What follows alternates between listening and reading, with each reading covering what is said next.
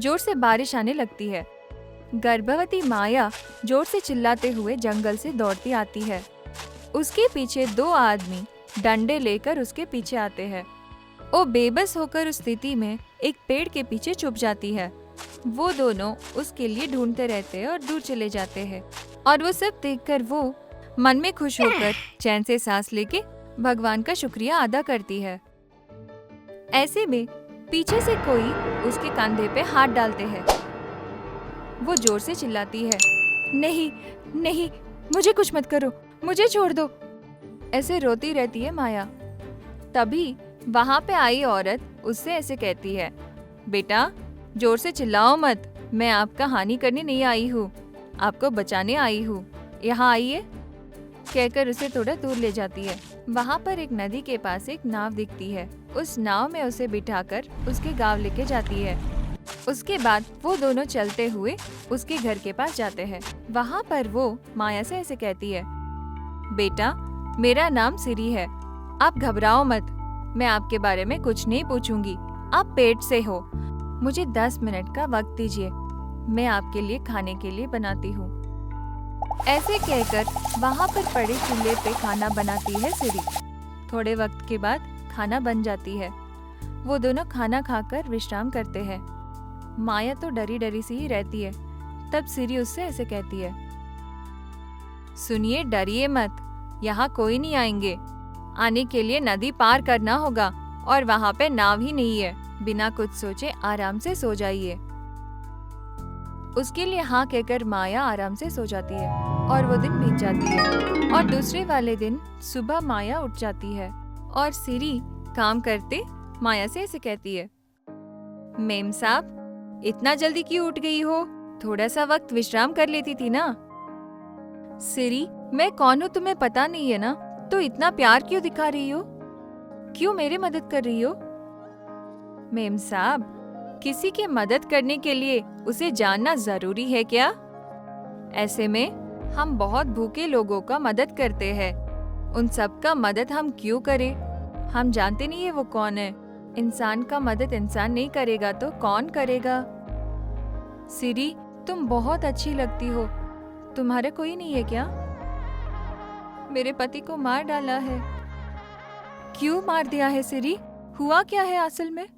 Ma'am साहब मैं यहीं पे पली बड़ी हुई लड़की हूँ। मैं मछलियाँ पकड़कर उन्हें बेच के गुजारा करती थी। तभी एक रईस आदमी से मुलाकात हुआ है, उसका नाम वर्मा है। वो एक दिन मेरे पास आकर, सिरी बहुत दिन से तुम्हें कुछ पूछना था। क्या है पूछिए ना, बताती हूँ। तुम्हारी बचपन में ही माता पिता गुजर गए, खुद के मेहनत से मछलियाँ पकड़कर गुजारा कर रही हो।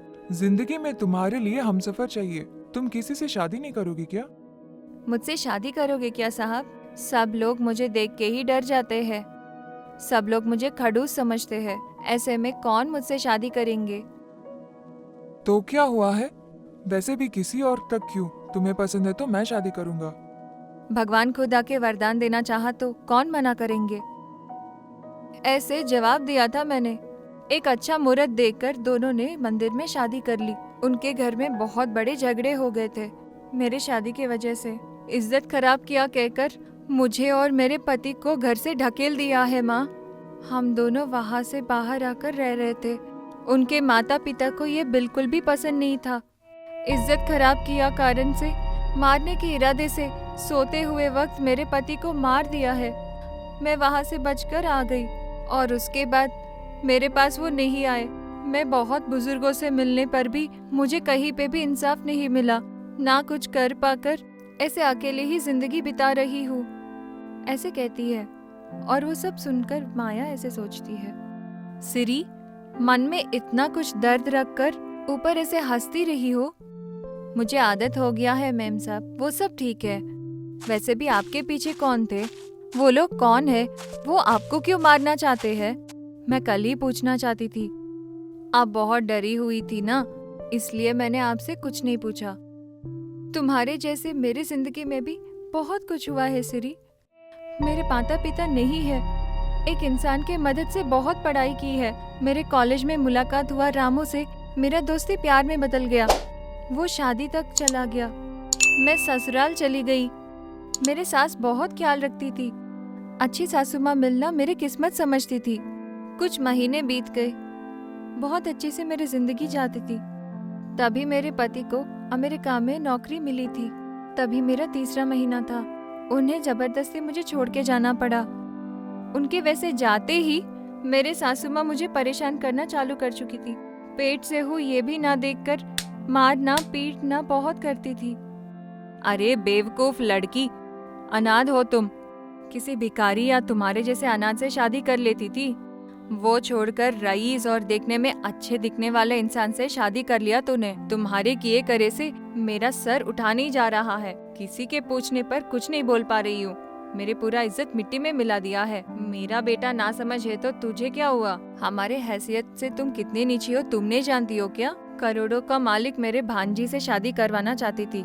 वो सोच ही मिट्टी में मिला दिया तूने, कहकर मारने लगी मेरी सासू माँ। सासू माँ नहीं, मुझे मत मारिए, मैं पेट से हूँ, कृपया मुझे मत मारिए करके बहुत प्रार्थना करने पर भी मुझे मारती थी। उनके घर के कुत्ते के समान जैसे भी नहीं देखते थे मुझे। बहुत काम करवाते थे, खाने को खाना भी नहीं देते थे। अरे ऐसे मारने पर भी क्यों नहीं मर रही हो तुम? तुम मर जाओगी या मैं मार दूं? कहकर मेरे सासू माँ मुझे मारने चालू की। मैंने तो आप मारो या कुछ भी करो मैं यहीं पे रहूंगी।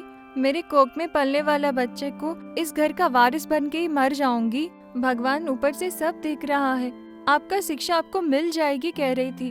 वो सुनकर सासू माँ क्या श्राप दे रही हो?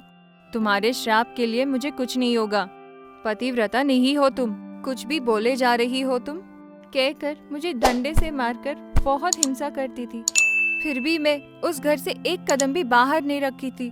मेरा बच्चा इस दुनिया में आना चाहिए। मेरे पति के वापस आने पर उसे उनके हाथों में देकर पूरे बात बताने के लिए जिद लेके बैठी थी। ऐसे इतने सारे दुखों के बीच में मेरी जिंदगी जा रही थी। ऐसे में मेरे सास का भाई घर आया। उसने मेरे सास से ऐसे कहा, क्या दीदी, तुम्हारी बहू अभी भी जिंदा है? उससे छुटकारा पालूंगी कहा तूने? उसी के लिए तो जानबूझकर लड़के को अमेरिका भेजा। मैं भी उसी मौके का इंतजार में हूँ। तुमने कहा कुछ लोग हैं ना, उन्हें भेजो, इसको देखती हूँ मैं। ऐसे उन दोनों की बात करना सुन लिया मैंने। मुझे मार देंगे डर से दौड़ने लगी मैं। उसे देखकर लोग वो भाग रही है उसे पकड़ते हैं कहकर मेरे पीछे आ गए थे। वो दोनों डंडे लेकर पीछे आ रहे थे। मैं जंगल में चली गई। जोर से बारिश आने लगी थी। मैं पेट से हूँ जानकर भी मेरे ऊपर इतना षड्यंत्र रचाया, और उसके बाद जो हुआ तुम्हें पता ही है। मैं अपने पति के इंतजार में हूँ। अगर तुम्हारी मदद नहीं मिलती तो आज मेरा क्या होता था सिरी। हमेशा तुम्हारे आभारी रहूंगी। मेम साहब, ये सारे रईस एक जैसे ही है। उन्हें इंसान के जिंदगी से लेना देना नहीं है। उनके जिद पूरे करने के लिए कुछ भी कर सकते हैं। आप डरिए मत। आप जितने दिन चाहो यहाँ पे रहो।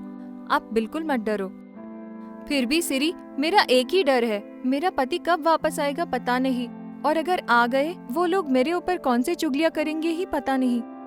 आप बिल्कुल दुखी मत हो। तुम्हारे अच्छे मन के लिए भगवान अच्छा ही करेगा।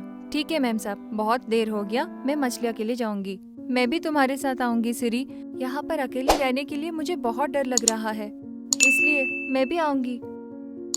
उसके लिए वो हाँ कहकर अपने साथ नाव में मछलियाँ पकड़ने के लिए लेके जाती है। वो जालियाँ बिछाकर मछलियाँ पकड़ने पर वो अलग से देखती थी और मछलियों को बाजू में निकालकर उन्हें बेचकर पैसे कमाते थे।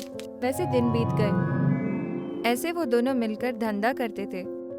माया अपने पति के इंतजार में सिरी के साए के अंदर खुशी से जीती थी। जल्दी उसके पति को सच पता चलकर उसे अपने साथ लेकर जाए, ऐसे हम भी सोचते हैं।